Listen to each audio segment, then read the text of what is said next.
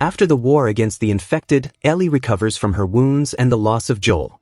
With the revelation of the names of those responsible, the desire for justice is born. Even against the council's decision, she leaves with Dina for Seattle, facing pains from the past and dangers of the present. Justice or revenge? The episode begins with a group of soldiers in an armored military vehicle. One of them tells how one of his approaches to a voter went while the others laugh and enjoy the story. One of them asks why they call citizens voters, and one of them responds by saying that it is because they took away their right to vote, and as a mockery they call them voters. This was Fedra's sergeant and his name is Isaac. At that moment they come across a group of people surrounding the car. Isaac decides to go out to talk to these people and tells everyone to stay in the armored vehicle, or they will end up dying. The group obeys, and as they leave, people approach and Isaac calls one of the soldiers to go with him. He addresses a woman who, like Isaac, already knew each other's names. While the soldier points his gun at the group of people, Isaac returns to the armored vehicle and throws grenades inside and closes the door. While the grenades explode inside, the other soldier, not understanding anything, stands there without reacting while the leader of the group welcomes Isaac and gives the soldier a chance to choose a side. 11 years have passed since that moment and we are in the present day, shortly after Dina and Ellie arrive in Seattle.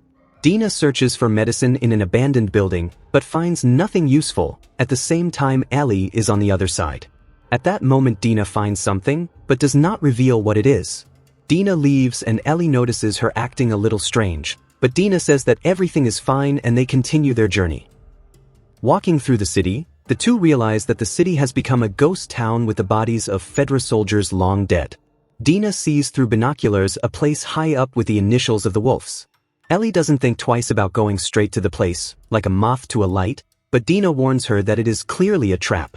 The best plan is to wait for nightfall and try to advance towards the enemy's house. They enter an abandoned music store and there Ellie finds a guitar in good condition and decides to play a little. While Ellie plays, Dina watches in admiration and emotion. When they finish, they remember Joel and that he was the one who taught Ellie to play the guitar and leave. Somewhere in the city, Isaac is in a kitchen and talking about pots and pans and cooking.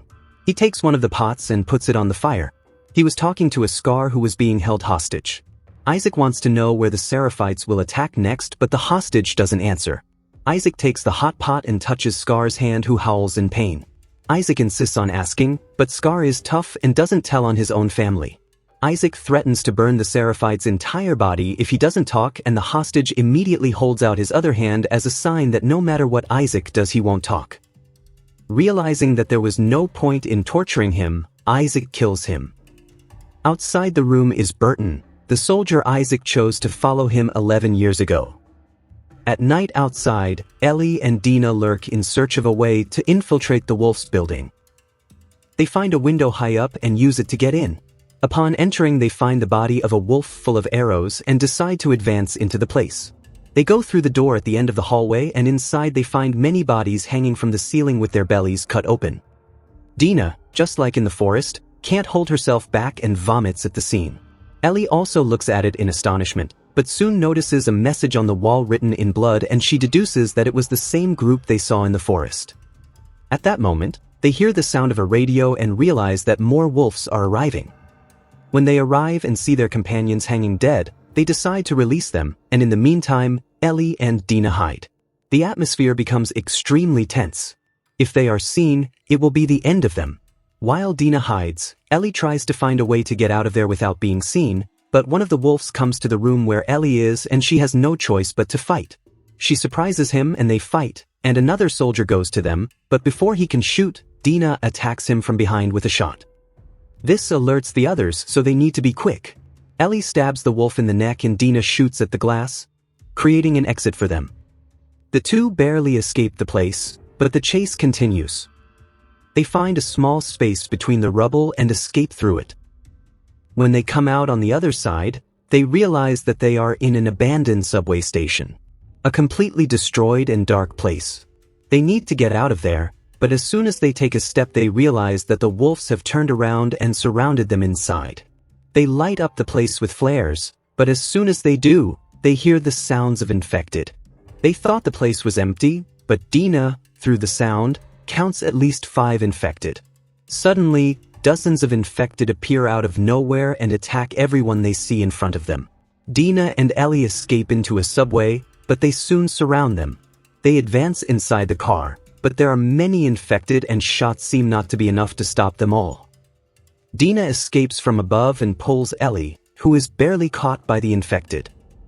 They continue to be chased, but they manage to jump over a fence, which gives them some time, but not enough.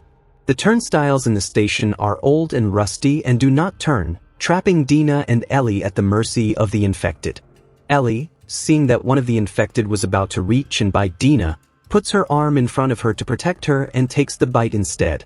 They manage to get past the turnstile and escape through the corridors of the station. Dina is very scared, because Ellie has been bitten and there is nothing she can do. For her, now she needs to kill Ellie before she transforms. When they find shelter, Dina watches Ellie from a distance and carefully. She points her gun at Ellie, deciding what she should do. To save her own life, Ellie decides to tell Dina that she is immune to the fungus of the infected. Dina does not completely believe Ellie, but Ellie suggests waiting until morning, so she can prove that she was telling the truth. Hours pass and Ellie remains normal with no signs of transformation, but despite this Dina remains extremely cautious about getting closer, although it is a fact that by now Ellie would have transformed. But suddenly she looks into Ellie's eyes and confesses that she is pregnant, leaving Ellie speechless. The next second she jumps on Ellie and kisses her. They both really wanted this, and for a moment they forget everything that is happening outside and make out. In the morning, Ellie shows Dina the bite. Dina confesses that she thought Ellie was going to die and was afraid because of that. Her plan to build a family with Ellie almost went down the drain. She admits that she always had feelings for Ellie and that she knew it was reciprocal. Ellie asks how Dina is sure that she is pregnant, and she says that as soon as they arrived in Seattle, in the abandoned building, she found pregnancy tests and took the test. The child is Jesse's, but Dina intends to start a family with Ellie. Suddenly they hear a noise and the radio receives a signal where they can hear gunshots and they hear Nora's name and a location. They run to the top of the building where they are and in the distance they can see smoke and hear gunshots. Dina identifies the building where Nora would be, but Ellie suggests that Dina stay, for the baby's sake, but she does not intend to abandon Ellie. If you enjoyed this summary, don't forget to leave a like. It really helps the channel to continue bringing you stories like this. Subscribe and activate the bell so you don't miss the next episodes, because what's coming promises to be even crazier. And of course, comment below, do you think Ellie will still be able to find peace? Thanks for watching, and see you next time.